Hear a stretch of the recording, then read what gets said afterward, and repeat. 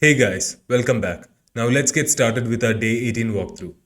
You guys can go ahead and read the story here. So coming to the learning objectives, in this task, we will identify the CPU and memory usage of processes in Linux, kill unwanted processes in Linux, find ways a process can persist beyond termination, and remove persistent processes permanently. Identifying the process. Linux gives us various options for monitoring a system's performance.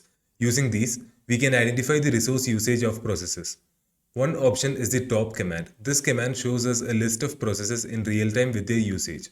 It's a dynamic list, meaning it changes with the resource usage of each process.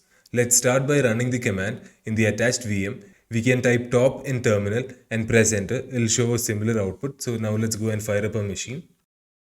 In the terminal, the output changes dynamically with the resource usage of different processes, similar to what we see in the task manager in Windows. It also shows important information such as process ID, user, CPU usage, memory usage, and command or process name. In the above terminal output, we can see that the topmost entry in the output is a process that uses 100% CPU. We will return to it later, but for now, we can see that our shell is not interactive and only shows this command's results. Killing the culprit. At the top of the output of the top command, we find our culprit. It's the process name A, which uses unusually high CPU resources. In normal circumstances, we shouldn't have processes consistently using very high amounts of CPU resources. However, certain processes might do this for a short time for intense processing. The process we see here consistently uses 100% of the CPU resources, which can signify a hard-working malicious process, like a crypto miner. We see that the root user runs this process. The process's name and resource usage gives a suspicious vibe, and assuming this process unnecessarily hogging our resources, we would like to kill it. If we wanted to perform forensics, we would take a memory dump of the process to analyze it further before killing it, as killing it would cause us to lose that information. However, taking a memory dump is out of scope here. We will assume that we already have done that and move on to the termination. We can use the kill command to kill this process. However, since the process is running as root, it's a good idea to use sudo to elevate privileges for killing this process. Let's try to kill the process. Note that you will have to replace the 2062 with the process ID that is shown in your top command's output. Okay, now let's open the terminal here. So here we have our process ID. Now let's try to kill it. Here we have given the process's PID as the parameter to kill the command. We don't get any error as the output. So we believe that the process has been killed. Let's check again with the top command. So as you can see here, even though we kill the process, it's still running. If you notice here, the process ID is different. So that means that we were able to successfully kill the previous process. So it has somehow managed to come back with a different process ID. Checking the cron jobs. Our first hint of what happened with the process will be in the cron jobs. Cron jobs are tasks that we ask the computer to perform on our behalf at a fixed interval. That's where we can find traces of auto-starting processes. To check cron jobs, we run the command crontab-l. So now let's type that command. So as we can see here, there is nothing as we expected here. So now let's try checking the cron jobs of the root user. So even in the root user's cron job, there is nothing we could find. Check for running services. Maybe we should check for running services that might bring the process back. But the process name is quite generic and doesn't give us a good hint. We might be clutching the straws here, but let's see what services are running on the system. To do this, we can use the systemctl list unit files to list all services.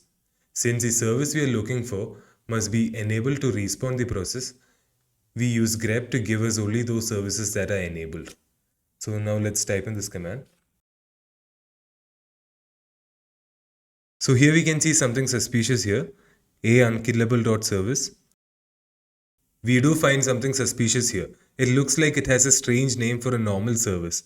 Let's get more information about this service, starting with checking its status.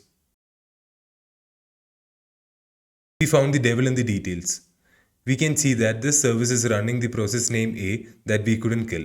What's more, the service is taunting us with greeting message. We must kill the service if we are to kill this useless process. Now getting rid of the service. So now that we have identified the service, let's embark on the journey to get rid of it. So the first step is to stop the service.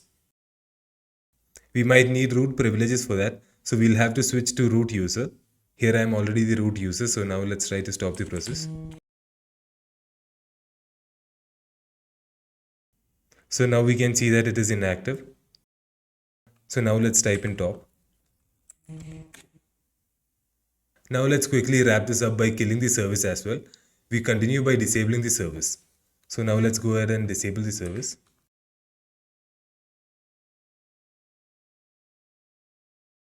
Alright, so we can see that the status is still loaded, but it's disabled. The problem is that the service is still present in the system. To completely eradicate the service, we'll have to remove the files from the file system as well. Let's do that.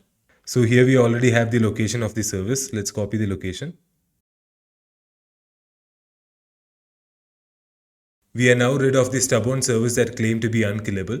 To wrap this up, we might run the following command to ensure that no remnants are left. This will reload the service configurations and create the whole service dependency tree again, meaning that if there are any remnants left, it will eliminate them. And that means that we can relax. The CPU usage is normal and the persistent process has been successfully eradicated. However, we still want to know who planted the process and what it did. We have already taken a memory dump of the process so that we can analyze it to uncover further information. Come back tomorrow to find out if our suspicions are confirmed. So now let's start answering the questions. What is the name of the service that respawns the process after killing it? What is the path from where the process and the service were running? So we have a path here, so this is the path.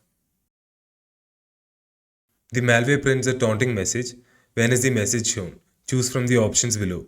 Randomly, after a set interval, on process termination, none of the above. So now we have successfully completed our day 18 walkthrough. Thank you for watching my video and stay tuned for more.